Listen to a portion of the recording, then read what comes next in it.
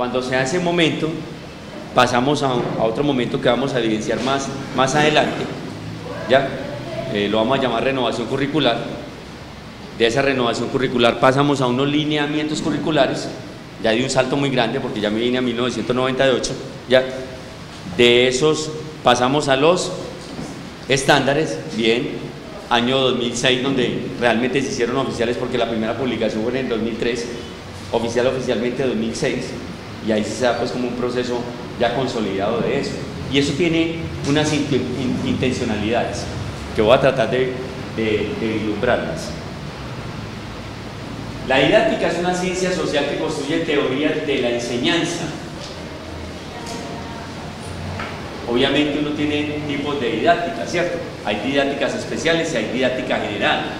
Cuando nosotros estamos hablando de la didáctica general, entonces estamos haciendo alusión a toda esa serie de pasos, de argumentaciones que hay para abordar cualquier ciencia, cualquier disciplina.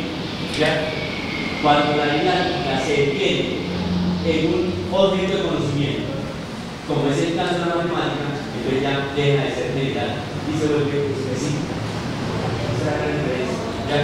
Pero obviamente la una no existe sin la otra. Es decir, en la general yo hablo de método, ¿ya? En la general yo hablo de contenido, en la general yo hablo de problema, en la general yo hablo de etcétera. Esos elementos obviamente lo retoma la didáctica específica, pero la obra es de la ciencia, de la física, de la química, de la matemática. Obviamente, esa es la diferenciación que hay. O sea que hay una relación de inclusión, ¿no? La específica estaría dentro de la general y estaría un montón de conjuntos de partes.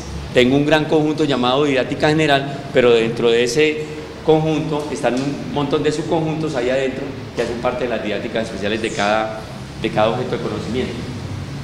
Es más o menos esto. Hay una relación bicondicional entre esas dos didácticas, obviamente, ¿cierto? La general y obviamente la especial o específica. La que nos atañe a nosotros, pues obviamente sería la que está ahí abajito, la didáctica de las matemáticas. ¿Cuáles serían entonces esos objetos de estudio de la didáctica? Puntuales. Ahí es por qué lo de puntuales. Uno, el saber matemático y la transposición didáctica. ¿Ya?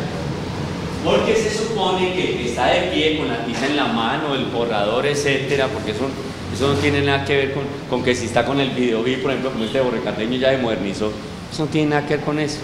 Nada, en lo absoluto. ¿Ya?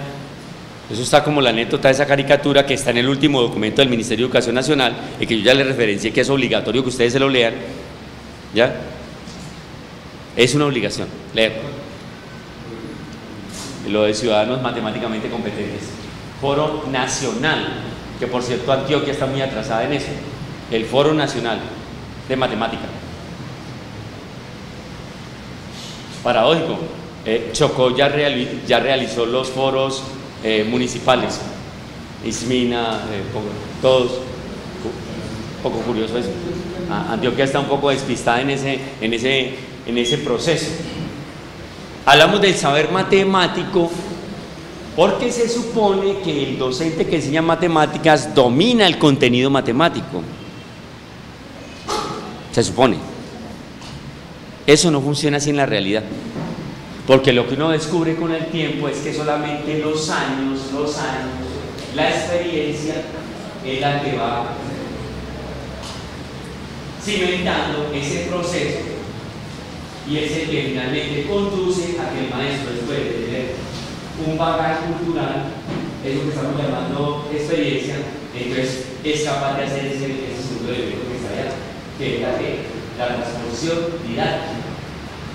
Entonces, cuando hablamos de transposición didáctica, pues cuando soy capaz de tomar un tópico específico de la matemática, que es un objeto de conocimiento, ¿ya? Lo transformo porque estoy interesado en arrastrarlo y que se transforme en objeto de enseñanza. ¿Ya? ¿Se entiende la analogía que estoy haciendo? Lo estoy atrayendo hacia un campo que es el objeto de la enseñanza. Eso tiene sus riesgos. Por ejemplo, cuando hago transposición didáctica puedo perder rigurosidad en el contenido. Puedo perder rigurosidad en el conocimiento.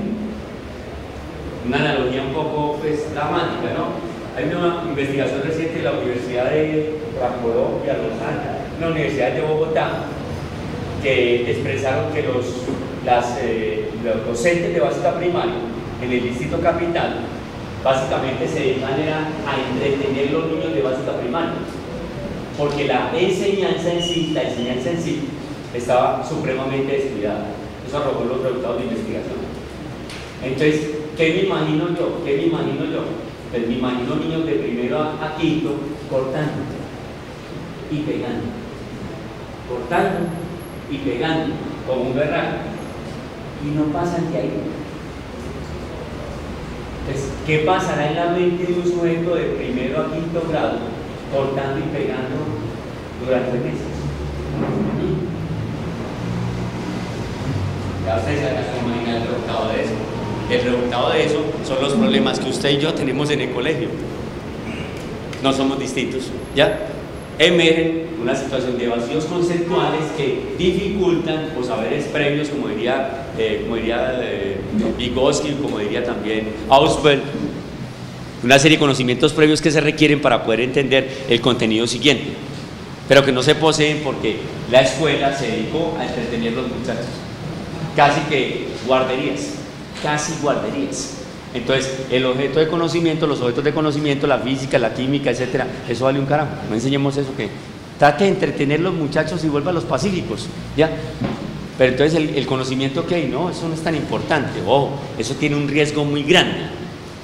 Eso tiene un riesgo tan grande que la clase política en Colombia detectó el problema. ¿Sabe cuál es el riesgo de formar sujetos así? Tienden hacia la violencia, porque sus reacciones son muy primarias. Ya, como no está adiestrado el cerebro es una cosa tenaz, ¿ya? Visto desde las teorías de neurociencia y Linas. Entonces, es una cosa tenaz porque el cerebro se está adaptando todos los días, de forma permanente se está montando. Todo se está transformando. Entonces se supone que si ese sujeto no hace un uso del cerebro, entonces ¿qué va a reaparecer? La parte más primaria del ser humano. Entonces consumen droga, se matan entre sí, fronteras invisibles, límites, etc. Crear todos esos imaginarios. ¿Ya? Entonces el resultado frente a esa realidad de montar los parques temáticos, las bibliotecas, etcétera. Entonces traten de civilizar un poquito más esos sujetos de la sierra, porque vamos a hacer esta gente. Hay que adaptarnos más a la sociedad. No es tan bueno, y ya la gente ha empezado a percibir, inclusive nuestros políticos, que no es adecuado un pueblo tan ignorante. No se puede tener a ese nivel, porque las reacciones son de otro tipo. Eso es lamentable. El trabajo del matemático. ¿Ya? ¿Cuál será el trabajo del matemático? Tiene un trabajo muy claro. ¿Cuál? La enseñanza, correcto. La enseñanza. Su trabajo es la enseñanza de las matemáticas. Solo que para enseñar matemáticas ese camino no es tan fácil. Porque claro, vos puedes tener muy claro el concepto de derivado, de límite en tu cabeza, pero bájaselo pues al muchacho de 11º grado. Trata de hacerlo.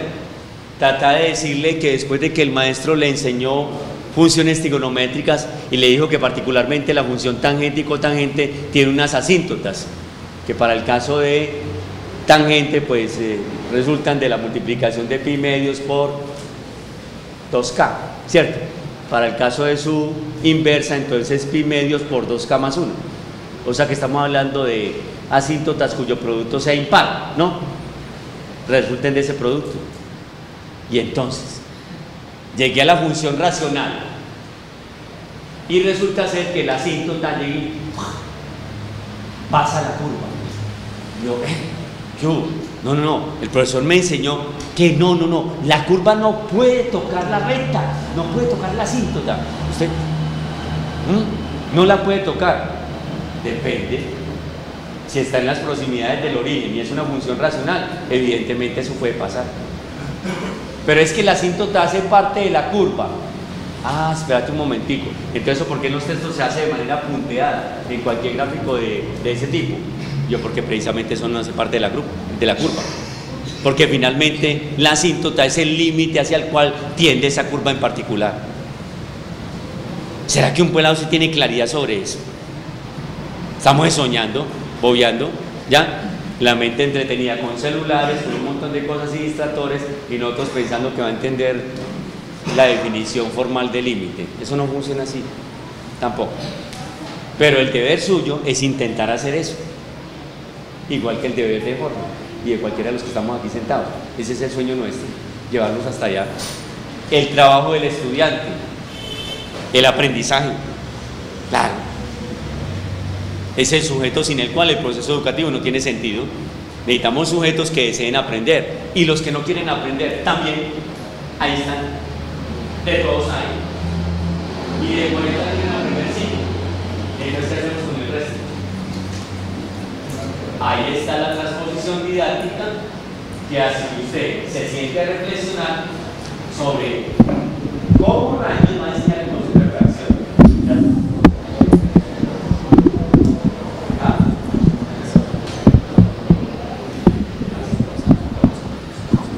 Se necesita entonces ese componente. Ahí están entonces las funciones y los trabajos de los docentes en ese sentido. Para dejar ahí, pues como debe. Esos cambios en didáctica no se pueden hacer de manera individual, no funciona así en la realidad. O sea, si usted hace parte de la institución educativa y usted cree que usted solo va a cambiar la institución, está soñando. Pero si usted hace parte de la institución educativa y nadie arranca, no espere que los demás arranquen para transformar. Porque se supone que la función suya como matemático es transformar esa realidad que está ahí, como físico o como químico, ayudar en eso. Eso suena un poco romántico, utópico, etc. Es que nadie ha dicho que ser maestro es fácil. ¿Quién dijo eso? Miren la misma definición de maestro, desde las mismas posturas del Estado, es un apostolado.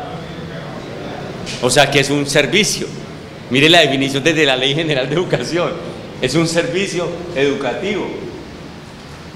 El trabajo en nosotros es una cosa muy distinta. Eso no es ir a barrer las calles, etcétera, no. Eso no es ir a cumplir turnos de 8 o 10 horas en una fábrica, etcétera. No, nuestro trabajo es puramente intelectual, para transformar esa realidad de los jóvenes, para hacerlos pensar que mediante la ciencia ellos pueden perfectamente tratar de emanciparse, salir de esa vida que tienen inicial.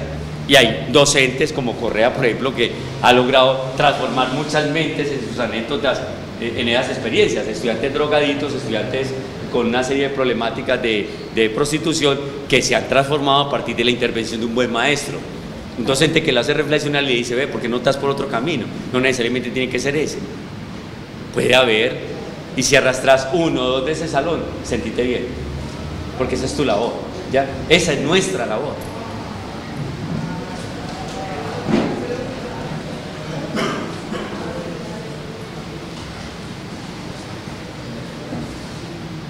Hacer esos cambios no resulta nada fácil.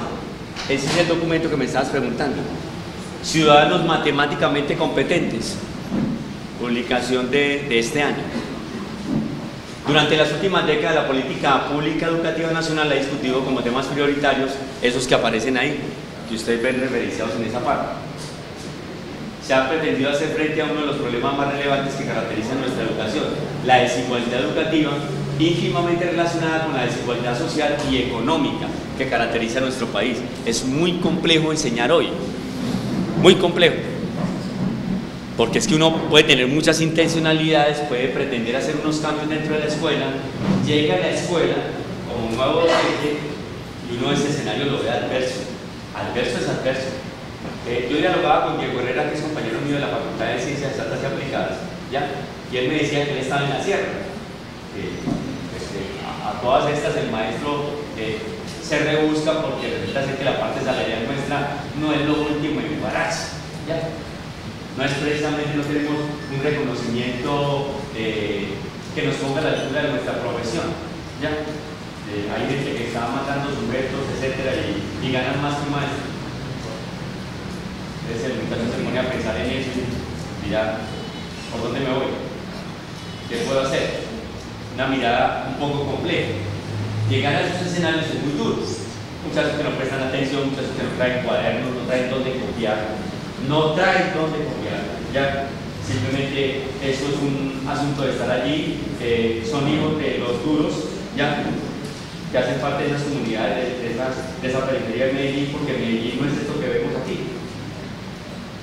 Si usted hace el ejercicio de pronto algún día de eso, si va y sale a la periferia, eso sí vaya a ser muy conocido de la zona, no se hable solo, ¿ya?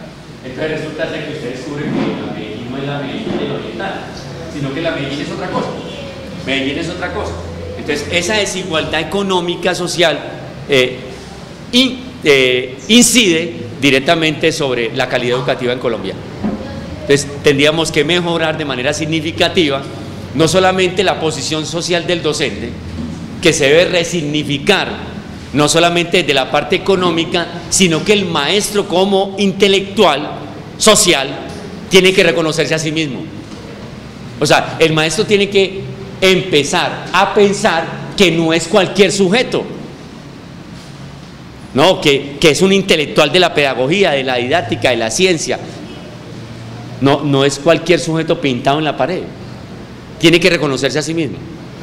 Y tenemos que avanzar obviamente en la parte económica, porque eso dificulta mucho la labor docente. De hecho, la experiencia que les decía, pues Herrera va a la sierra, hágame el favor, y de la sierra se baja a la facultad. Sí, y Herrera, ¿qué hace por allá? Herrera, ¿vos qué estás haciendo por allá? Yo, es que no me alcanza. Yo no tengo a nadie aquí, yo soy una persona que vive en un apartamento, etcétera. Entonces me toca sortear.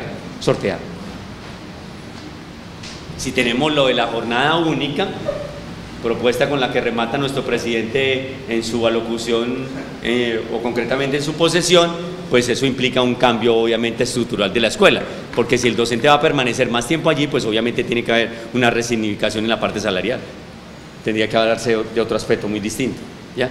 Ojalá se dé eso, ojalá, ¿ya? Una cosa son las palabras y otra cosa son los hechos. ¿Qué tal que no existieran locos? Dice el documento oficial del Ministerio de Educación Nacional que el matemático, producto pues de esa fobia histórica que se ha desarrollado del físico, etcétera, no se involucran los químicos que también están ahí, entonces tiene más o menos esa connotación que aparece ahí, más o menos esa connotación. Son considerados arrogantes, locos, despistados, desligados del mundo real e inhumanos. Hernán, ¿dónde estás? De pronto uno termina por ahí hasta ladrando en un pasillo, pues, ¿ya? Entonces, no hay esa sintonía pues histórica del docente que se cree por allá, no falta pues el que cree que está por allá, no sé dónde, ¿ya? El comprado yo no sé dónde, que porque tiene conocimiento sobre la física o la matemática, eso es una tontería, porque en el mundo eso ya no funciona así. El conocimiento es tal en la actualidad, que lo que vos y yo sabemos de matemáticas es esto, así, de este tamaño. Lo que vos y yo sabemos de física es así, así. Porque el conocimiento humano se volvió exponencial. F de x igual e a la x. E a la x, ¿ya? Bajo esa perspectiva, entonces lo que tenemos de conocimiento acerca de nuestro propio objeto, ¿ya? En este caso matemáticas, física, química, es incipiente, ¿ya? Hay unos nuevos estados de la materia y la gente sigue hablando de otras cosas en las escuelas de básica primaria, lamentablemente. Entonces los niños no entienden por qué el Pathfinder puede permanecer dentro de la superficie marciana. Eso por qué no se derrite allá, porque eso no se desaparece, profe, si se supone que las atmósferas de Marte son tenaces con respecto a la atmósfera terrestre. Entonces no se le puede explicar porque la maestra aún no lee que existen otros estados de la materia, ¿ya?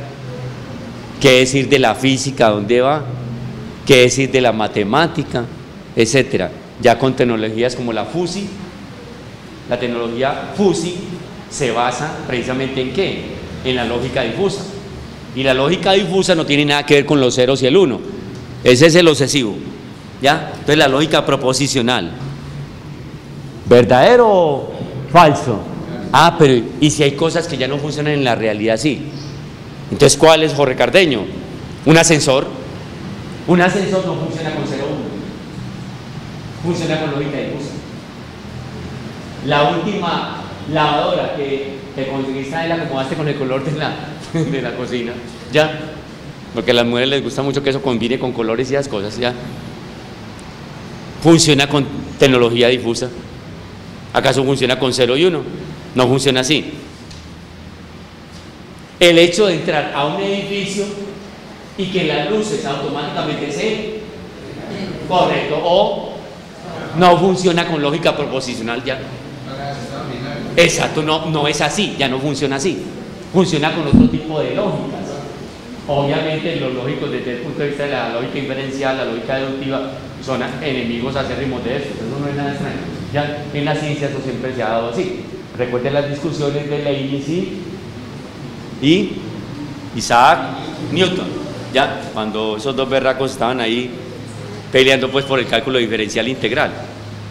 Hoy nos pasa una anécdota curiosa en las empresas de punta, sobre todo norteamericanas, porque los norteamericanos están experimentando con ese tipo de tecnologías, por si no lo sabían.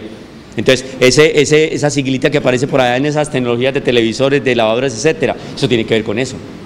Y uno está un poco ingenuo de eso. Todos somos muy ignorantes, ¿ya? Entonces, despistados, no sé, pues de pronto debe haber algún despistado por ahí, con toda seguridad. Prioridades. La necesidad de una educación matemática básica de calidad para todos. Que el niño en La Guajira no tenga por qué estar en desventaja con respecto al niño de Antioquia. ¿Por qué? Ambos no son sujetos de conocimiento, sujetos de aprendizaje. Porque ¿qué tiene el indígena que no pueda aprender igual que el negro, que no pueda aprender igual que este mestizo? Nada. ¿Ya? Nada. Empezando porque la genética ya acabó con esa discusión del proyecto de genoma y dice que de 0 a 7 años nosotros tenemos las mismas predisposiciones. O sea, cualquier sujeto de 0 a 7 años, dependiendo del contexto, puede desarrollar o no. Y hay contextos muy bravos. Entonces resulta ser que vos habitás en una cosa como la que yo nombré ahorita, donde no hay un techo, donde no hay sino unas tablas ahí, etcétera. Entonces, ¿qué le pasa a un niño de esos de 0 a 7? Lo paradójico es que el maestro todavía sigue preguntándose por qué los niños en las escuelas o los jóvenes o adolescentes son de esa manera. Es que no pueden ser de otra manera. Porque es que el sujeto es una representación de la realidad. Es que nadie es distinto a lo que no está allá afuera. Tu forma de ser, tu forma de sentir, de actuar, tiene que ver con tu propia realidad. Obvio, es una consecuencia inmediata. Entonces, si son así de esa manera, son consecuencia de, ¿ya? Un montón de factores ahí externos, internos, que hacen que los sujetos se comporten de esa manera. El papel de la formación matemática en la consolidación de valores democráticos. Hay una cruda realidad.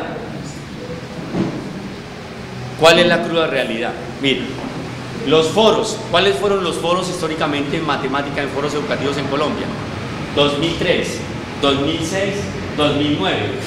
O sea, que vamos para 2014, que es el que yo les mencioné, que Antioquia está un poco descuidada con eso aquí. Hace falta como avanzar más en eso, particularmente nuestra propia Secretaría de Educación de Medellín, cuyos ejes centrales fueron competencias matemáticas y el lenguaje, competencias matemáticas y evaluación de aprendizaje. Ahí está pues el título de cada uno de esos foros nacionales. Ni el aprendizaje por competencias, ni la enseñanza bajo el enfoque de competencias puede ser considerado procesos espontáneos e individuales. Nadie se vuelve competente de la noche a la mañana. Uy, yo ya soy competente, hermano. Uy, yo ya soy competente. Ya, eso no funciona así. ¿Quién cree que un estudiante va a poder comprender un problema de optimización? Ya, que porque él entendió que la ecuación f de x igual a x al cuadrado más bx más c hace una transformación, ya, toma los dos primeros términos, los asocia, hace un trinomio por completación y obtiene finalmente un vértice de h, k, que por analogía viene a ser ¿qué? El punto máximo y mínimo y el de una parábola. ¿Ya? ¿Estamos de acuerdo? Eso no funciona así. No funciona así. Porque igual, le puedes poner la fórmula ahí, le reatas el problema y el pelado no capta qué es eso. No capta el terreno, es el potrero ese que se quiere, ¿ya? Rodear, que se quiere cubrir. o la pared que se quiere empapelar, etcétera, porque el papá le está preguntando, por ejemplo, cuánta pintura se requiere para esa casa. Entonces no lo dimensiona. Y vio la función cuadrática allá en manos tuyas, y que si no es capaz de aplicar eso, no lo ve, no lo conecta. Entonces no es tan simple eso, no es tan elemental hacer esa parte. No, reinicia. Eso está raro. Chispeó algo. Sí, chispeó algo. Sería que la conexión acá abajo, sí.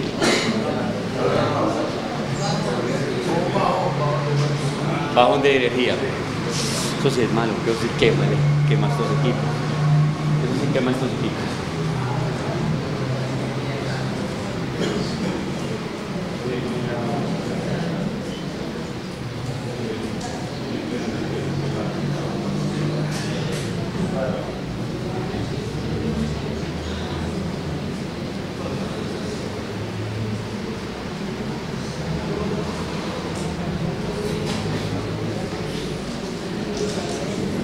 Esos problemas no son solamente recurrentes en los estudiantes. Cualquier profesional de otro campo distinto al nuestro puede concluir, por ejemplo, que la empresa X hizo una inversión cualquiera, perdió una cierta cantidad en enero y pasó a febrero, y entonces el empresario dice: esta empresa perdió 200%. ¿Ya? Expresa eso así de boca.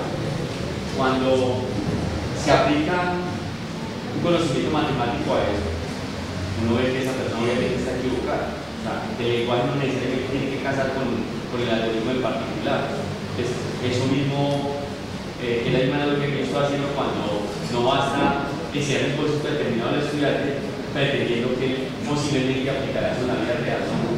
Eso no funciona de esa manera, porque él no encuentra esa conexión. Y además porque nosotros en Colombia, recuerden que tenemos un problema muy complicado que se da desde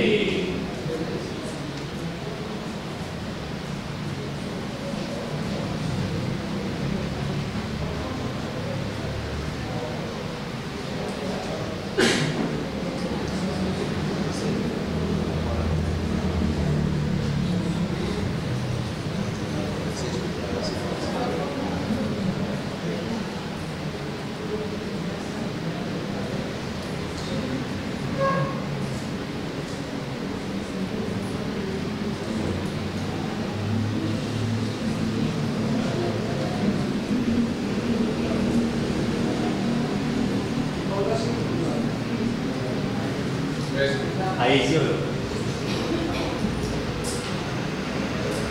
Entonces nadie va a decir que por enseñar por competencias va a mejorar la realidad del país. De hecho ese discurso es tan viejo que la palabra competencias nace en la década del 30, entonces eso no es nuevo. De hecho hay sistemas educativos en el mundo, como en Europa, que ya desecharon esa teoría totalmente. O sea, no la utilizan en las escuelas, pero aún en Colombia pervive ese enfoque. Eso tiene que ver pues con dependencias, con ideologías, con dependencia económica, etcétera. Tiene una explicación mucho más amplia, intereses del Fondo Monetario Internacional. Eso no es ingenuo pues, que crea que la educación está fuera de la economía, grave. No, eso tiene una conexidad directa ahí entre esas dos cosas. A pesar de los avances pues que se han hecho en calidad, etcétera, en la ampliación de cobertura, hay mucha desigualdad en la educación. Yo no sé si ustedes recuerdan una publicación reciente de la revista Dinero. ¿Conocen la revista Dinero? Sí. La capital, Bogotá. ¿Ya? Entonces ahí se da a conocer toda la parte de la JAI, ¿no? De las instituciones fuertes en Colombia en términos de resultados de pruebas de competencias, etc.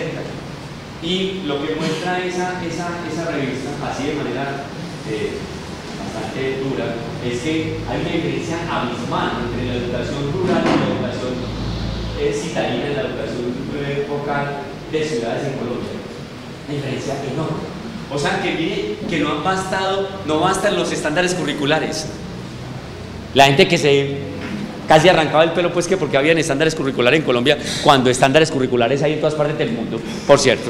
¿Ya? En Cuba, donde yo estudié, hay estándares.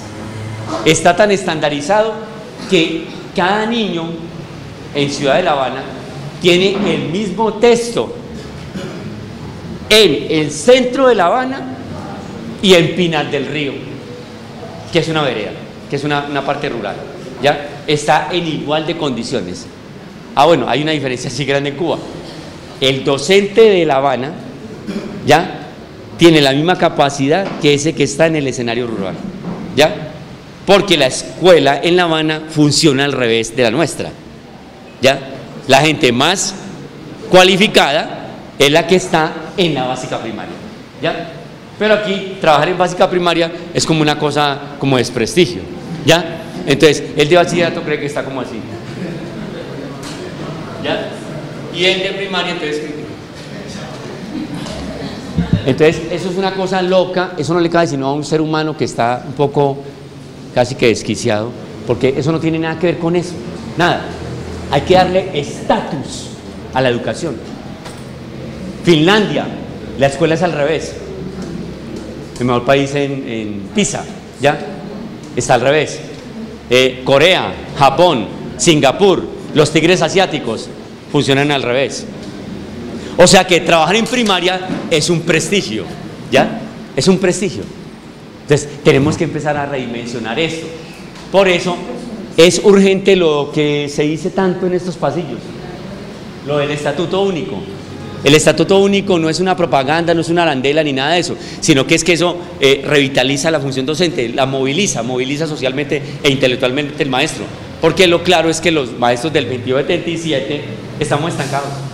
Eso es una realidad, ¿ya? El maestro cree que llega a grado 14 y que se muere ahí. O sea, para él no sigue nada más. Entonces, es una cosa muy complicada. Las universidades también están estancadas, los programas de posgrado, de doctorados, etcétera. Entonces, tenemos que poner el piso alto. El piso alto. ¿Para qué el piso alto?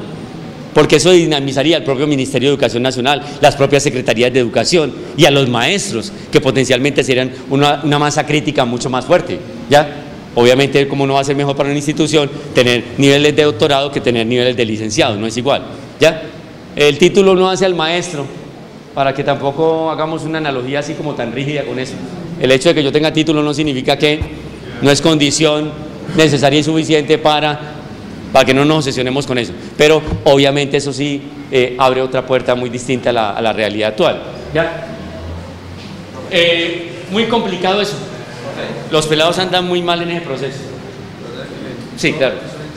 Ya. Yo siempre me he preguntado, pero un niño en un colegio, de los mismos hoy, ese niño tiene dos educaciones, tiene el del 278 y tiene un profesor del 2077, habiendo solamente una educación en este país. ¿Ves? A eso es lo que yo estoy hablando. Claro. Una analogía un poco maluca, ya te dije que era maluca, ¿sí? El 1278, entonces es el maestro que por ahí de pronto tiene una maestría y entonces uno ya lo ve caminando como así, porque ganan 3, ¿ya? Y entonces yo no soy sino licenciado y yo no gano sino 2. Estoy en la 14 con unos descuentos tan berracos, qué cosa tan brava. Entonces no quedo sino en 2, entonces el de 3 ya se cree por allá de 3. Entonces somos maestros todos. El mismo Estado con esas estructuras se encarga de alguna manera, ingresa en la mente de los docentes y hace que se sientan clases apartes. No podemos hablar de la lucha de clases, obviamente está vigente, yo no estoy diciendo eso, ojo, la lucha de clases está vigente. Lo que estoy diciendo es que en nuestro gremio nosotros deberíamos ser más cohesionados y eso no funciona así en la realidad. Eso es una forma de fracturar. Eso sí es ideología. Hay una diferencia abismal en eso, entre los colegios. Entonces, muy crudo eso. Según los informes oficiales, tardamos 40 años aproximadamente para producir resultados cercanos a los tigres asiáticos. ¿Ya? Nos gastamos aproximadamente en Colombia en materia de reforma educativa. Y necesitamos, con Santos a la cabeza, cerca de 3.5 billones anuales durante la próxima década, o sea, durante esta próxima administración. O sea, si se quieren ver los cambios reales en materia educativa, de la cual no está fácil, y Santos sabe que tampoco la tiene fácil. Pero una cosa que yo sí saludaría de Santos ayer, dentro de su cuento, es que los maestros se deben sentir también parte de la solución y no del problema. Porque es que uno no puede empezar a mirar el problema desde la barrera. Entonces se hace un tipo de sujeto aparte que no tiene nada que ver con lo de la escuela. Ese maestro le hace mucho daño a la escuela. Mucho. Porque se aísla de todo y nada le sirve. Muy complicado. Cifras para mejorar. Ya sabemos que andamos muy mal en eso. Es una acotación del grupo de investigación dentro de su trabajo, las matemáticas y la realidad educativa, el núcleo educativo 928, centro de la ciudad de Medellín, La Candelaria. Ya todo este centro, grupo que está aquí presente, hace parte de esa investigación y que estamos terminando ya en sus últimos toques finales para publicar. Allí en eso se señala pues cómo estamos de mal en esa parte.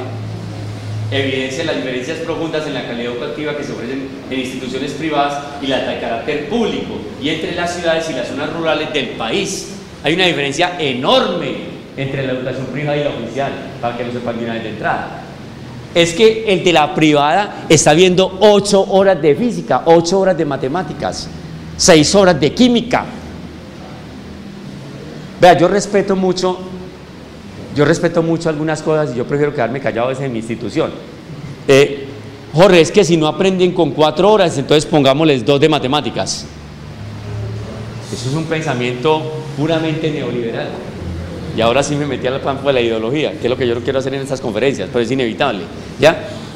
Porque si uno piensa de esa manera, entonces está pensando a la manera B, no es necesario que todos sean físicos ni químicos, pueden ser lustrabotas. Eso no es la misma analogía. ¿Para qué necesitamos que estudien? ¿Para qué necesitamos que aprendan? Es que la sociedad también necesita gente que venda en la minorista. Yo pues obviamente que sí. Pero lo que estamos diciendo es que uno tiene que potenciar el máximo de capacidad de ese sujeto que está sentado ahí. Porque la aspiración finalmente de él no tiene que ser necesariamente que esté en la minorista. Ahora, puede ser que sí esté en la minorista, pero administrando su propia empresa. Administrando su propio cuento. Eso es distinto al sujeto que simplemente se va a barrer allá. La mentalidad totalmente distinta. Es a eso lo que estamos aludiendo ahí. En otras latitudes, eso no es un problema de Colombia, los malos resultados en PISA. Para que alguien no vaya a salir elucubrando por aquí cosas raras, o de pronto resulte una pregunta ahí concreta sobre eso. No, no es eso. Es que todos los países de Latinoamérica andan por debajo, todos. Brasil, México, Chile, etcétera. Ya, lamentablemente Colombia anda dentro de los últimos puestos, de manera lamentable, ¿ya? No para que usted se detenga ahora a decir que va a decir que está mal en lectura digital. El último estudio del foro económico global, la parte económica global, da cuenta que nosotros estamos muy mal en lectura digital. ¿Por qué estamos mal en lectura digital? Porque es que los muchachos nuestros, esa es la investigación de Nomon Elime, ¿no? La investigación Nomon Elime, Nomon es un grupo de investigación de ciencias exactas aplicadas de ITM, ya, el mismo nosotros, da cuenta de que los muchachos, recientemente pues con instrumentos, etcétera, el internet no lo usan para el propósito que debe ser, eso no es un descubrimiento nuevo. Simplemente lo que hicimos fue corroborar en la práctica que estudiantes de la institución La Salle Campo Amor versus estudiantes de la institución educativa Santo Tomás de Aquino en la ciudad de Uitama, departamento de Boyacá, obtuvieron exactamente unos resultados muy próximos y cercanos que dieron cuenta de que es, comillas, porque no es el término chatear, ¿ya? Bajar videos, ¿ya? Permanecer con los dos cuadrados hasta la opción de las dos en Facebook, ¿ya? Con el ja, y eso no tiene más nada, ¿ya? Entonces, obviamente, un sujeto de ese tipo, pues su nivel de conocimiento es más bien incipiente, es muy bajo, ¿ya? Ahora es cómo usa usted esas TIC, esas tecnologías de información y comunicación, para transformarlas y hacer de esas TIC un potencial también para el aprendizaje. O sea, déles la vuelta, en lenguaje de ellos, déle la vuelta. Déle la vuelta es, logre una simbiosis entre la matemática y la computación, porque eso es plausible, obvio que lo puedo hacer. Descartes, el experto está aquí, el duro de eso está ahí al lado de ustedes, que es Hernán Darío, representante de Descartes Colombia, GeoGebra, etcétera, que son programas que pueden jalonar cosas, pueden generar lo que llamamos hoy modelación, ¿ya? Eso lo podemos hacer. Estamos out en lectura digital. Los pelados nuestros les ponen esas lecturas ahí, no leen así, no leen. Hay extremos.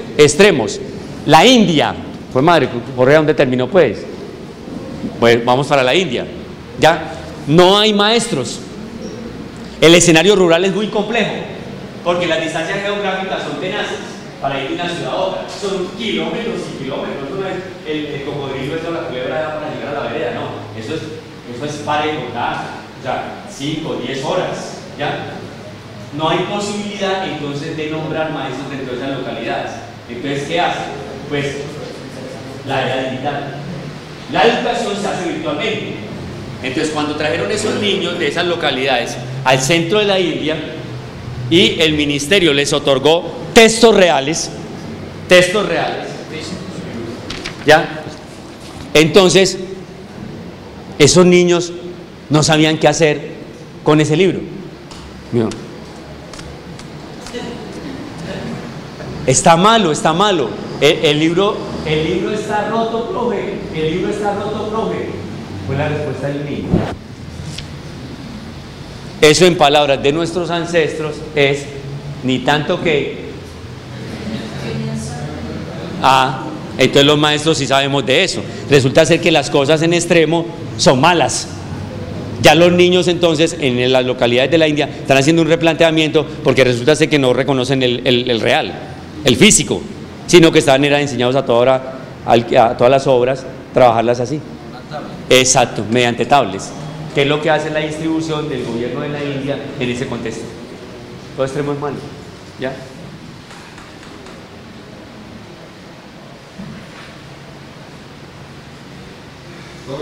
Esa es una misión de los maestros. Yo voy a saltarme eso ahí y mejorar en lectura digital. Sí. La mortalidad mala, no sé cómo queda esa tabla para que a favor de que ganen, pero por convicción, pero la gente no quiere, la mortalidad mala o que es que llega al rector y dice, ¿cómo es que por la materia no quiere quedar? Él ha habido ganado todo eso, realmente los superiores le arreglan también. Claro, y esa sintonía pasa en nuestro país. Esto es una formación un poco. Sí, no, que me acuerda que cuando repiten, el sistema educativo colombiano parece tener una cierta esquizofrenia, ¿ya? Una cierta esquizofrenia. Educación básica y media evalúa mediante la ley 115 y últimamente el sistema institucional de evaluación. ¿Estamos de acuerdo? Porque ya todos los que estamos aquí sentados sabemos de eso. Cuando los estudiantes salen de ahí, ingresan a un espacio distinto, la ley 30, ¿ya? Y la ley 30 no tiene nada que ver con la ley 115. Es un problema de nuestro contexto. Dentro de esta vocación legalista no hemos sido capaces de construir una ley general de educación que articule los sistemas, porque finalmente el que termina pagando los tarros rotos es el maestro y son los mismos estudiantes. Estudiantes que se le sientan a Hernán en álgebra lineal o en cálculo diferencial y le preguntan ¿cuándo es la recuperación? Y yo, ¿cuál recuperación, muchacho? No es la recuperación. Y yo, ¿pero cuál recuperación? Mijo, usted no está viendo que usted está haciendo ingeniería biomédica, ¿ya? Los muchachos míos, no sé si a mí no me ha pasado eso. Los muchachos míos en la facultad, está haciendo ingeniería, mijo, usted está a otro nivel. Yo, ¿cómo así? Es que aquí no se hace recuperación. Y yo, no, aquí no hay recuperaciones, aquí lo que hay es parciales. Hay parciales y quizzes. Y el muchacho se tarda, sin exagerar, 2 semestres, aproximadamente 1 año, para adaptarse a eso. El que se adapta. Me hiciste hablar de una cosa que no quería hablar. Es un sistema que está diseñado en forma piramidal. ¿Ya? Ingresen todos aquí, pásenlos. Y el sedazo se va estableciendo. O sea que finalmente la educación es un asunto de élite. Eso se supone que era lo que deberíamos acabar en Colombia. La educación debería de ser de acceso para todos, ¿ya? Pero mientras esa permisividad se cumple en la básica y media, uno se vuelve casi un sujeto de doble moral. Hay compañeros míos del Politécnico de la Antioquia que no les gusta que yo les diga eso, ¿ya? Porque actúas de una forma en la América, en el CEFA, etcétera, y estás en el escenario universitario, estás actuando de otra manera, y sos el mismo sujeto, porque el sujeto no cambió, sigue siendo el mismo peludo este que está aquí, es igual, pero allá no se comporta así. Problemas del sistema están diseñados de esa manera. ¿Para qué? Para que la gente que ascienda al vértice sea más bien escasa, poca. Hay universidades, inclusive, no voy a mencionar nombres porque pronto ofendo a mis maestros, ingresan ahí y les interesa que vuelvan y repitan. Eso se vuelve un círculo vicioso, ¿ya? La resolución de problemas es una prioridad para nosotros, es una prioridad, ¿ya? Con Mercedes Arrula llegábamos a una conclusión un poco compleja, ¿no? En uno de esos textos, y es que la gente a veces entiende que la resolución de problemas es abrir el libro de texto y sacar los problemas de ahí. Oye, qué cosa tan complicada, ¿ya? Y los textos nos acaban de fregar porque allá en la editorial dice resolución de problemas. Ay, aquí está, ¿ya? Eso no es así, ¿ya? Hay que respetar a Paul, ya hay que respetar al doctor Campistruz, hay que respetar etcétera, la gente que produce ciencia y conocimiento en el mundo, ¿ya? La resolución de problemas es una forma de pensar, de recrear el conocimiento, ¿ya? Pero eso tiene que ver con unos pasos, no es ese azar, eso tiene que ver con una producción intelectual del maestro. Es el maestro que se sienta a pensar cómo hace para tomar ese contenido, cómo lo transforma y lo pone en una situación concreta de la escuela.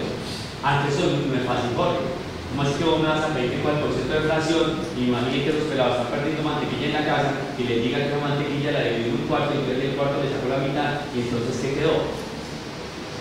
Pero esa es la reacción, es esa extracción de la realidad, traerla, y obviamente eso no está en ningún libro. ¿En qué libro va a estar eso? Por eso es que en Colombia no ha podido avanzar esto, no ha podido avanzar la resolución de problemas. Decimos que trabajamos por resolución de problemas, pocos, porque eso implica creatividad por parte del docente. Y algunos decimos que no tenemos tiempo para eso, que es más práctico tomar el texto porque eso me lleva menos tiempo, menos energía, etcétera. Depende del tipo de maestro. Aquí no vamos a convencer a nadie de eso, ni de lo uno ni de lo otro, ¿ya? Si hiciera eso, sería maravilloso.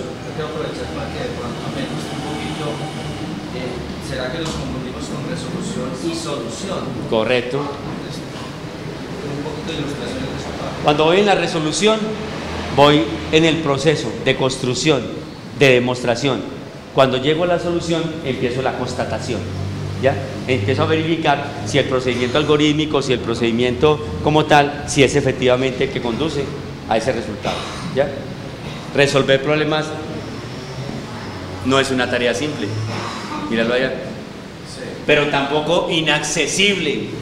Nadie dijo que el docente de física, química, etcétera, no puede redactar. Si no redacta es porque no quiere, porque sencillamente hay una forma muy fácil de hacerlo. Yo tomo, por ejemplo, los problemas en particular de los textos de química, de física o de matemáticas, parto de ellos y los transformo, hago transposición didáctica, los transformo en cosas concretas de la realidad de ese establecimiento educativo, porque no es lo mismo enseñar en Porce que enseñar en Medellín. ¿Cómo va a ser igual? Exacto, hay que hacer recontextualización, ya, en el sentido de que esa realidad que está ahí en la escuela, la que viven los muchachos, uno la toma y con base en esa realidad es que muta los problemas. Es que me puede servir el texto, pues claro que te sirve, pero adaptarlos a la realidad. Tómate un ratico en la tarde, que es que esa profesión no es nada fácil tampoco. Nadie dijo que era tan fácil, es compleja. Ponen así un conjunto de habilidades que incluye, como señaló anteriormente, elementos de creación y relaciones entre los datos, no simples operaciones aritméticas. No, es que sume y multiplique por 4. Si a ese niño se le enseña, por ejemplo, el concepto de decimal, ¿ya? El concepto de decimal. ¿Cuál es el algoritmo para la obtención de un decimal?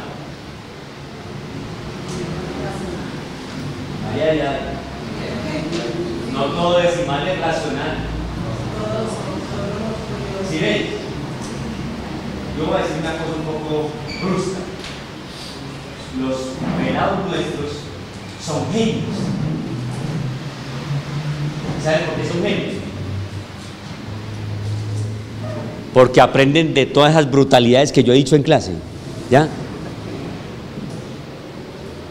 Si estamos en una expresión decimal, se supone que estamos por un número n por, ¿qué?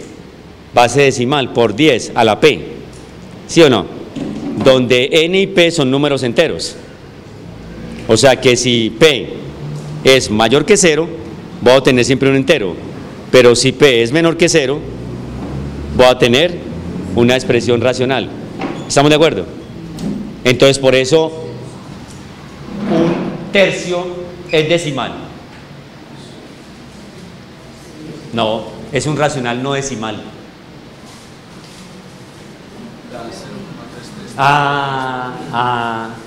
Correcto. O sea que es infinito periódico. ¿Estamos de acuerdo? Miren las comprensiones. Miren las comprensiones. Y los textos habidos y por haber, los retos, enteros, naturales. Enteros, ¿sí o no? Inclusión. ¿Y de ahí a dónde? Correcto, no debería ser así. Debería ser al anillo conmutativo de los decimales. Claro, obvio. Porque todo natural y todo entero también es un decimal. También es un decimal. Pero hay números racionales que no son decimales. Entonces, cuando no se tiene esa comprensión, entonces uno simplemente dice, ve, no, todas las fracciones son de la forma A sobre B. ¿Ya? Y entonces uno dice el berraco por ahí escribiendo eso en el tablero. Puede estar enseñando una cosa tenaz, hermano. ¿Ya? Entonces el pelado luego no entiende el concepto de infinito, luego se le dificulta otras cosas, etcétera. Luego cree que toda expresión que ve es decimal. Entonces tiene que ser. No funciona así en la realidad. Entonces después de ese conjunto de los decimales, sí iría efectivamente Q, aparte como el Q sumó solo ese, los irracionales que no les gusta juntarse con nadie, finalmente R y finalmente la gran estructura del cuerpo de los complejos. ¿Ya? Ya hay un montón de términos ahí, mira los que mencioné: anillo, cuerpo, equivalencia, ¿sí o no? Etcétera. No es tan simple. Hay que tener claridad conceptual sobre cada uno de esos conceptos, porque no es así tan deportivamente que se enseñan las cosas. Toda ciencia tiene su rigurosidad. En síntesis, la resolución de problemas matemáticos es una actividad cognitiva compleja, en la que intervienen conocimientos, estrategias, técnicas de edición, la imaginación, la concentración, la autonomía, el espíritu crítico, etc. Se entiende como una... En Colombia, ¿cómo se entiende la resolución de problemas? En Colombia, escuelas, una aplicación mecánica. Resuelvan problemas. Entonces abren y donde diga problemas. Eso no es. Eso es lo que cree uno que es. ¿Ya? Para eso tendríamos más tiempo, porque no tendríamos para explicar eso, ¿cierto? Eso ocurre también en la universidad, sin derecho a ir a alguien. Es que se pone uno a mirar en la universidad personas que están enseñando matemáticas a cierta clase de profesionales y dedican una matemática como si estuviera en bachillerato. Entonces, hay que enfocarla hacia la calidad de esa carrera. Y el otro problema más dedicado a Bebel, que es que ninguna facultad, y me disculpan mis compañeros de la Antioquia si están acá, porque los hay, además que hay aquí egresados con esta belleza que está hablando aquí, ¿ya? La facultad no enseña en competencias, no lo hace así, no lo hace así que vos y yo tuvimos que preparar bien ese examen de álgebra lineal, así no supiéramos un carajo, y muchos de esos algoritmos los aprendimos de memoria. Eso hay que decirlo históricamente aquí. O sea, lo que nosotros aprendemos lo da la experiencia. Es el trasegar en el tiempo en que lleva a la comprensión, por ejemplo, de la transformación de una función. Pero eso mecánicamente, pues sí, tal cosa, etcétera, etcétera. El concepto de fracción, ya, el mismo concepto de límite, cantidad de conceptos que nosotros elucubramos así de una forma muy rápida, pero que nos traímos.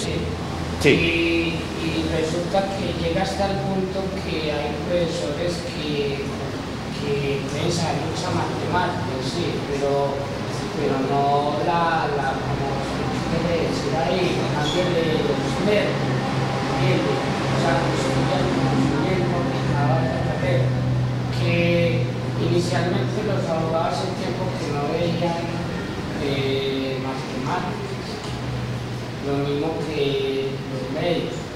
Y resulta que ya pues las facultades, en ciertas facultades están cogiendo con el fin de arrasar pues que no pase. Entonces resulta que llega hasta el punto de que le pone a los alumnos y le dice, están por ejemplo en determinado tema de matemáticas, entonces le dice, para ver qué problemas aplicados a eso. En estos días, hace ya por lo menos un mes, habló un estudiante de Derecho, y que pues yo le había dicho, imaginar que no le había dado ningún ejemplo. Entonces, como digo yo a los alumnos, todo en la vida tiene aplicación. Y yo siempre he dicho, al menos yo me he tomado la tarea, me trato de tomar la tarea, bien acabo profesional que soy, y yo no soy licenciado. Entonces, resulta que me tomo la tarea de tratar de decirle a los alumnos para que va a servir este tema, en que lo va a aplicar. Ellos dicen, y un médico que está con y que un médico para que era matemático. Hombre, que la necesita poco, sí, pero usted que sabe, que entiende, usted sabe que uno se da de cuenta que un paciente se le está muriendo a través de una función, ¿cierto? Y hay gente que ignora eso, que ya sabe qué función es. Entonces, resulta que, como digo yo a los alumnos, todo tiene aplicación en la vida. Da lástima uno en la universidad que le dice a las personas, optimice con qué cantidad se optimizan los costos. Y ellos no saben que eso es, que simplemente que derive esa función de optimizar costos. Y así precisamente, eso es lo que me parece que usted se está refiriendo, aplicabilidad de las matemáticas. Lo otro, Belio, es que eso que dice Belio, sí.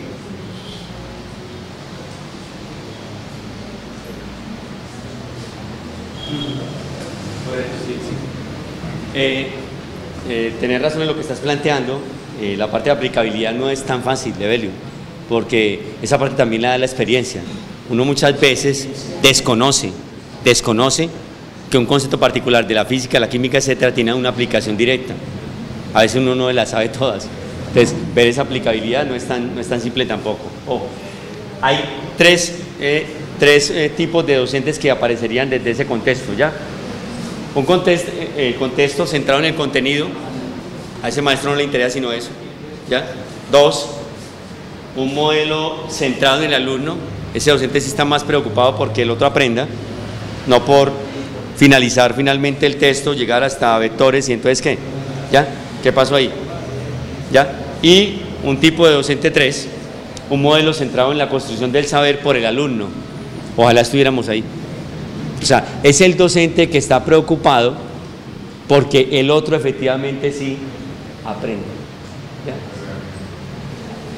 Es el deber ser. Eso no funciona en la realidad así. ¿Ya? Pero yo los invitaría a que tratáramos de estar en el 3 y no en los 2 anteriores. ¿Ya? Porque si no ven, pues esos dos estarían involucrados aquí. Finalmente el maestro que está interesado en el conocimiento y en que el estudiante aprenda, se va a preocupar por el contenido, se va a preocupar por todo lo demás, ¿ya?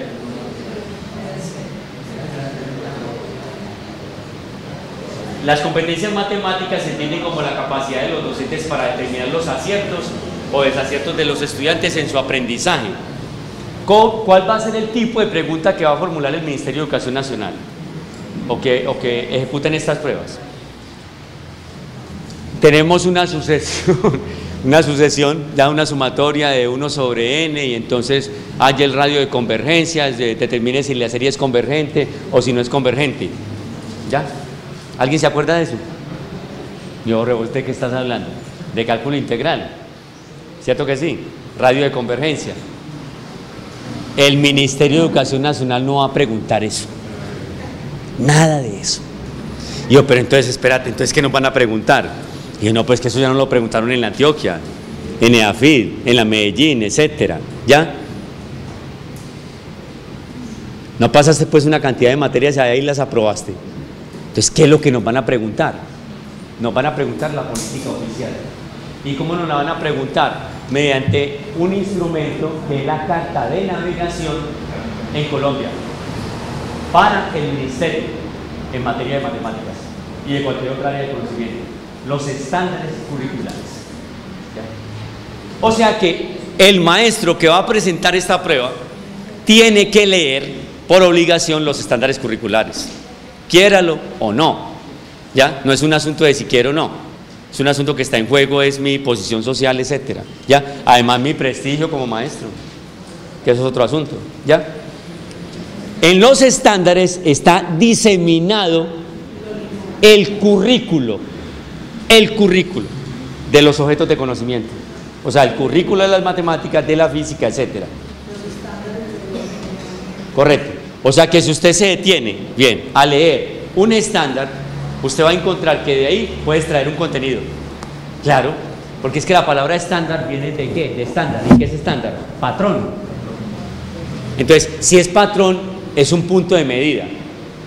Lo que hace entonces el Ministerio de Educación Nacional es tomar los estándares curriculares, porque es la política oficial, claro está, y de ahí toma los contenidos que se enseñan en la educación básica y media, y a partir de ese contenido que se enseña en la educación básica y media hace una transposición didáctica. ¿Quiénes? Los compañeros de la Facultad de Economía de la Universidad Nacional y el IFEX. ¿Qué es lo que hacen ellos? Entonces toman, por ejemplo, el concepto de fracción que está dentro de los estándares y lo mutan, lo transforman. ¿Cómo lo transforman?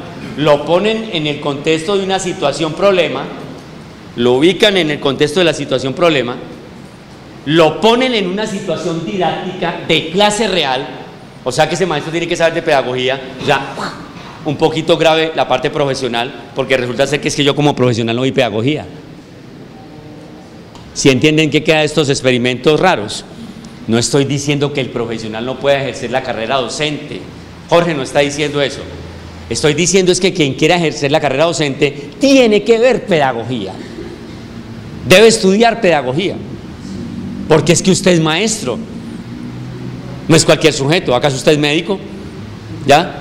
Bueno, soy médico por azar, pero terminé en la educación. Entonces, hermano, le tocó meterse en el campo de la didáctica y la pedagogía. En una situación real de clase, y por eso las formulaciones vienen de esa manera. ¿Cómo vienen de esa manera? Fácil. El Ministerio de Educación Nacional llega y dice: el tema que se está abordando en la clase de hoy, o el tópico que se está abordando en la clase de hoy, tiene que ver con el concepto de fracción, para lo cual el docente plantea a sus estudiantes la siguiente situación. Ponen el problema ahí, redactado, como dice Belio, ahí está, ¿ya? ¿De acuerdo? Uno de sus estudiantes en clase opina que, viene la opinión de los estudiantes, 1, 2, 3, 4. A partir de la información anterior, el docente debería responder que, cuando dicen esa otra parte, ¿qué es lo que quieren decir? Que el docente, voy a utilizar una palabrita que a veces la gente detesta, debe ser competente, o sea que tiene que dominar el contenido matemático, porque el ministerio le pregunta el dominio de su saber a través de la transposición didáctica. ¿Ya? El Ministerio de Educación Nacional le pregunta la parte numérica y variacional, la parte aleatoria y la parte geométrica, del pensamiento geométrico, se lo pregunta, pero con referencia al estándar, porque en el estándar está el contenido, coge el contenido, lo trae aquí, lo pone en una situación problema, y en la situación problema lo pone en la clase, con alumnos y todos allá. ¿Ya?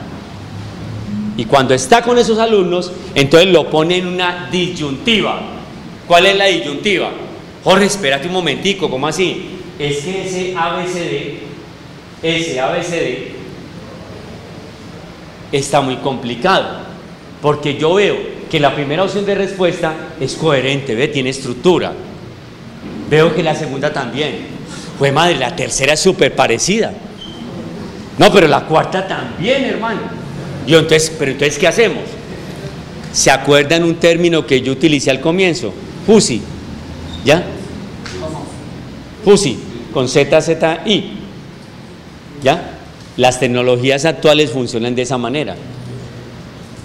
Eso en el campo de las matemáticas, pero en la lógica no proposicional, no la lógica aristotélica, ojo, no estoy hablando de la antigua Grecia, estoy hablando del siglo XX, del siglo XXI, en lógica difusa.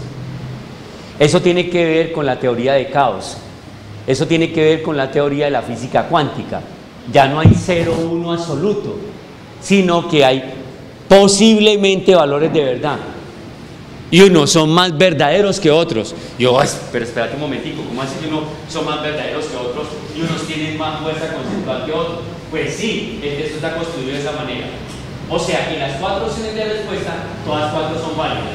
Solo que una en particular revise la mayor complejidad de acuerdo a la situación didáctica que está puesta ahí en la clase. Y eso es lo que tiene que descubrir uno. ¿Cuál es la que más está suficientemente estructurada? Porque las otras también se dan cuenta. La otra forma de pregunta tiene que ver con la capacidad de interpretación del docente, porque resulta ser que a él le formulan una pregunta y como la mente de uno es tan algorítmica a veces, entonces resulta ser que uno se va por la respuesta algorítmica. Si hace una relectura, vuelve y mira la pregunta, eso no es lo que están preguntando. No tiene nada que ver con eso. O sea que el docente, para resolver la prueba de competencias en matemática, física, química, requiere una alta dosis de comprensión lectora.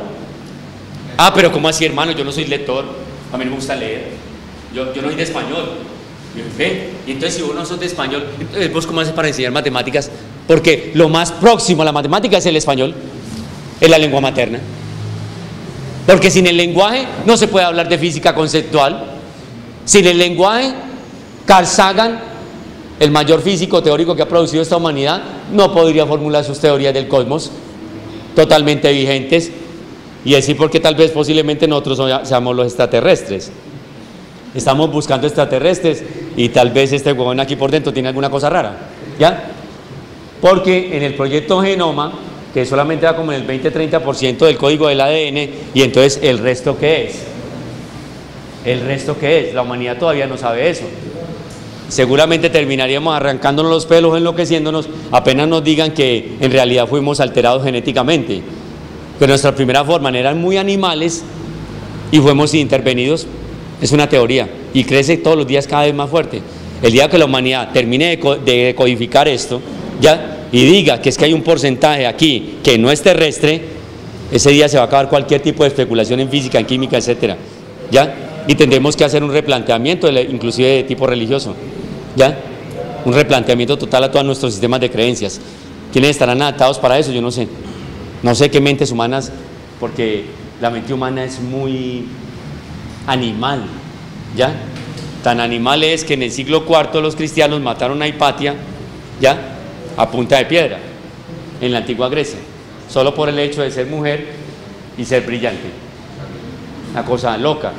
Y no estamos tan lejos. Sophie Hermine tuvo que asistir a las escuelas por allá afuera porque no la dejaban ingresar a las escuelas alemanas, etcétera, porque nosotros los hombres somos unas bellezas, ¿ya? Esa sociedad es muy machista y entonces no las dejaban ingresar a los claustros universitarios, cuando Sophie fue la única que pudo formular que X a la N más Y a la N igual Z a la N, o sea el teorema de Fermat. Tenía soluciones para cuando N sea igual a 5, porque posiblemente eran múltiplos de. Yo, ¿esa intuición de dónde? Ni vuestras. Descartes. No la pensaron, no la pensó sino Sophie, ¿ya? Porque el teorema de Fermat se llevó más de 100 años para poderlo solucionar. Que ese loco de Fermat escribía por ahí en las puntas de esos libros y dejaba unas cosas todas locas ahí que nadie las entendía, ¿ya? Una creatividad en el campo de los números impresionante. Argumentar, comunicar, modelar y plantear y resolver problemas son las competencias del docente para esta prueba. Esas que están ahí formuladas. Explicarlas, eso lleva un rato, no lo puedo hacer. Argumentar, ¿ya? Tiene mucho que ver con esto, ¿cierto? Capacidad para comprender, para razonar, etcétera. Comunicar, hay que saber transmitir el conocimiento. Usted le respondería al estudiante que es la formulación del Ministerio de Educación Nacional. Claro, es que no le puede responder cualquier bobada. porque en eso también resulta mucho personaje, por ahí cantinflesco queriendo ser matemático o físico, ¿ya? Hay gente que cree que es físico o gente que cree que es matemático. Entonces tiene que ver mucho con el asunto de la formación, no tiene que volverse serio. Cuando vaya al aula de clase tiene que ir preparado. Así que yo llevo muchos años de larga experiencia, yo no sé qué era la larga experiencia, esa pues, ¿qué era eso? ¿Ya? No, hay que estudiar, todos los días uno aprende cosas y los muchachos le enseñan a uno más. Modelar, la modelación, la representación, aparece allá la gráfica, esos medios, cositas que se habla este señor Hernán, que lo deja uno loco con eso, esos volúmenes, etcétera, y entonces, ya, y en otro en pensamiento espacial a veces como que pocón, y eso en la escuela, regular. Atérrecen. ¿Saben qué necesita un ciudadano para ser competente matemáticamente según el Ministerio de Educación Nacional? Que domine el campo de la demostración. Y las reglas de diferencia no se volvieron a enseñar en bachillerato. ¿Y saben qué está pasando? Las facultades en núcleo común, en matemáticas operativas, primera unidad, lógica. Eso está matando a Raimundo y todo el mundo, porque resulta ser que la escuela dejó de enseñar lógica. ¿Cómo les parece a ustedes? Pues retoma nuevamente el ministerio en su política, si no lo sabían, la lógica como una de las características que debe tener un ciudadano competente matemáticamente hablando. Plantear y resolver problemas. Ya tratamos eso. ¿Cuál es el primer tópico a evaluar? Número y variación. Ese es el primer tópico que se va a evaluar. Hay que entrar dentro de ese tópico toda la estructura de los números habidos y por haber. Números reales, problemas de variación, transformación de funciones, ¿ya? Clases de funciones, problemas de proporcionalidad, problemas de fracciones, problemas de comprensión sobre el concepto de número, ¿ya? El número puesto en un contexto. Todo ese tipo de situaciones caen ahí en ese proceso. Y por eso el Ministerio plantea abiertamente los temas que en particular va a evaluar obviamente en ese campo. Ahí están, pues yo no me voy a detener en eso porque pues obviamente yo me imagino que ustedes ya le metieron muela a eso, ¿ya? O están duros en eso. Sobre eso voy a hacer una claridad. Cuando inicialmente yo venía con el texto, nosotros hicimos esa construcción teórica. Dentro de las discusiones del grupo, pues Hernán simplemente decía que esa parte no debería ir. Yo terminé finalmente eliminando todos los ejemplos y dejé solamente toda la parte axiomática, porque pues en uno de los argumentos que me parece que es adecuado es que se supone que el que va a presentar el examen de matemáticas o en fin, tiene conocimiento sobre eso, ¿ya? Entonces, en el texto lo que se hace es esa presentación muy puntual de cada una de las temáticas, de los axiomas de completitud, de cuerpo, de orden en reales, ¿ya? Pero no se entra pues como a vislumbrar ejemplos, se supone que eso es del resorte del que se va a presentar a esa prueba. Igual sucedió con el tópico de geometría y medición, ¿ya? En ese caso particular también aparece de esa misma manera, los tópicos. Hernán está elaborando una unidad muy interesante sobre eso, porque eso no es un material, digamos, Hernán, que se pierde. Yo lo voy a decir abiertamente, el Ministerio de Educación Nacional no va a renunciar a la prueba de ingreso, a la prueba de reubicación salarial, no va a renunciar. La intencionalidad de esa prueba seguramente se va a suavizar por la relación MENFE-CODE, ¿ya? Obviamente. Pero la evaluación está desde la Constitución de julio de 1991. Entonces nos tocaría tumbar el artículo de la Constitución para poder eliminar la evaluación. Además, yo sí digo una cosa, y esto no arriesga el pensamiento de ADIDA, ni el Centro de Investigaciones, es un pensamiento propio, como es que me están grabando, entonces lo voy a decir de esa manera, para que quede bien claro. El docente debe ser evaluado, porque un proceso que no se evalúa es un proceso que se pierde, se retiene, se estanca, ¿ya? El problema es definir con el Ministerio de Educación Nacional el para qué y el propósito de esa evaluación. Pero la evaluación como tal debe seguir existiendo. Claro, la pregunta es entonces, ¿vos para qué evaluar los pelados en física? Entonces, ¿para qué los evaluás? ¿Para qué haces eso? No vuelvas a hacer evaluaciones.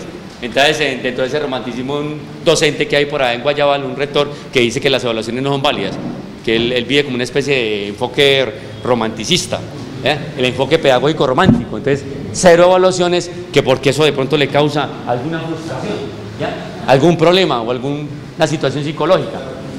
Pues si no presenta la evaluación, un error tenaz en el tiempo, en el desarrollo histórico de ese sujeto, porque posteriormente va a presentar pruebas de estado, los exámenes de admisión, las mismas pruebas estandarizadas del Ministerio de Educación Nacional. Entonces no, siga usted con el romanticismo de no hacer evaluaciones, tranquilo, renuncie, que después de que su colegio quede bien mal, entonces usted va a entender por qué sí se debían hacer evaluaciones, porque la evaluación y el IFES posicionan su establecimiento educativo, independientemente de las diferencias ideológicas que usted tenga con el IFES. Lo ubica, lo ranquea. No lo ranquea. Entonces, ¿para qué esas listas? ¿Para qué esas listas de las publicaciones de revistas, de investigaciones, etcétera, donde aparecen los colegios casi que en una estratificación? Eso da posición ahí, quiéralo o no lo quiera usted. En el aula de clase es la misma semblanza. Usted sabe que tiene 10 estudiantes ahí, pila, como llamamos nosotros, pilosos, fuertes en física, en química, etcétera. El resto, no dan la medida, no la dan, no la van a dar. Entonces no se obsesione con eso. Trate de que esos que no, trate de jalarlos hacia el conocimiento físico, al conocimiento matemático. Tampoco los vaya a aislar. ¿Qué tal? El propósito de usted como educador no es ese, es enseñar. Profe, En los temas específicos de geometría, Hernán está en una construcción muy interesante sobre eso teórica, porque este material obviamente no es para ahora, es un material que va a servir para todos los procesos. Y Correa... Que lo interrumpa, pero sí. me llamó mucho la atención sobre lo de la Constitución. Sobre lo de la Constitución me llamó mucho la atención Ahí está. de que se va a seguir evaluando. Ahí está la evaluación. Pero es que la Constitución no dice que se va a hablar con un examen. No, por eso. Con otro Ese es el matiz que yo te dije cuando te he planteado que tenemos que definir el para qué de la evaluación. ¿Ya? Estoy diciendo que el propósito de la evaluación en cualquier país que se respete no es para excluir sujetos del sistema educativo. Analogía. En Cuba se hace evaluación periódica, ¿ya? Con un inspector. En Inglaterra, mentor, ¿ya? ¿Cuál es ese mentor? Pues es el maestro de más años de experiencia, ¿ya? Que se encarga de ese proceso, de acompañar a los nuevos. Aquí se piensa que lo viejo es sinónimo de obsoleto. Es un problema de concesión ideológica. Hay cosas preguntas muy complejas que ustedes hacen de concesión ideológica que tienen que ver con el sistema en sí. Cuando entendamos en Colombia que las personas que tienen más años de edad son potencialmente las que nos pueden ayudar a construir un país nuevo, ese día Colombia va a cambiar. Ese día la educación se va a transformar, porque esos pueden ser los mentores que pueden ser asignados por las secretarías de educación, los maestros de más trayectoria. Al revés, tenemos que hacer las cosas al revés, no como las venimos haciendo, para poder cambiar esto. Duro. Diego Correa está a cargo de ese tópico. Ahí están las temáticas de Diego Correa, tienen que ver con eso. Él también está haciendo el mismo ejercicio de la construcción de la parte teórica, porque el texto está dividido básicamente en tres estructuras. El texto, o sea, la construcción teórica de los conocimientos, ¿ya? La parte teórica. 2, la parte de los problemas tipo que plantea el mismo ministerio. Y 3, finalmente, ya la parte de ejercitación por parte de los docentes, o sea, la parte práctica. Sería más o menos en lo que está pues planteado eso.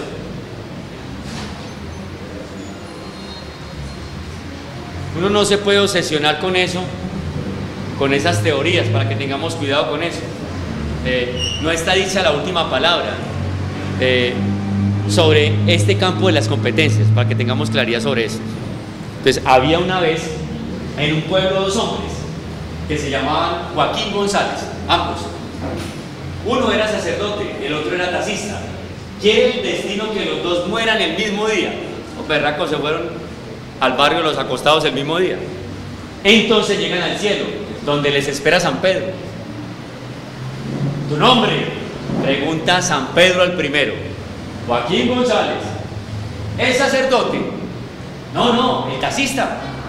San Pedro consulta su planilla y dice: bueno, te has ganado el paraíso. Te corresponde estas túnicas de seda con hilos de oro y esta vara de oro con incrustaciones de rubíes. Puedes pasar. gracias, gracias, dice el taxista. Pasan 2 personas más y luego le toca el turno al otro Joaquín, quien había presenciado la entrada de su paisano. Tu nombre, Joaquín González, ¿es sacerdote? Sí, sí señor. Muy bien, hijo mío, te has ganado el paraíso. Te corresponde esta bata de poliéster y esta vara de plástico. El sacerdote dice, perdón, no es por presumir, pero debe haber algún error. Yo soy Joaquín González, el sacerdote. Sí, hijo mío, te has ganado el paraíso. Te corresponde la bata de poliéster, No, no puede ser. Yo conozco al otro señor. Era un taxista, vivía en mi pueblo. Era un desastre como taxista. Se subía a las aceras, chocaba todos los días. Una vez se estrelló contra una casa, conducía muy mal. Tiraba los postes de alumbrado, se llevaba todo por delante. Y yo me pasé 50 años de mi vida predicando todos los días en la parroquia. ¿Cómo puede ser que él le toque una túnica con hilos de oro y vara de oro y a mí esto? Debe haber un error. No hay ningún error, dice San Pedro. Lo que pasa es que aquí en el cielo ha llegado la globalización con sus nuevos enfoques administrativos. Nosotros ya no hacemos las evaluaciones como antes. No, ¿cómo? No entiendo. Claro, ahora lo manejamos por logros y resultados. Mira, te voy a explicar tu caso y lo entenderás enseguida. Durante los últimos 50 años, cada vez que tú predicabas, la gente se dormía. Pero cada vez que el taxista conducía, la gente rezaba y se acordaba de Dios. Entonces, ¿quién vendía más nuestros servicios? Nos interesan los resultados, hijo mío, los resultados. ¿Ya? Entonces, uno no puede terminar con esas elucubraciones de decir que ese discurso de competencia solamente es válido, porque termina enredado con eso. Máxime las competencias si lo toma en el campo estrictamente de lo laboral, ahí es peor, porque en las competencias laborales muy complicado eso. Es una formación solamente para un tópico en particular, una función en particular, y entonces el resto del cerebro, ¿qué? Complicado. Pero eso es lo que hay planteado.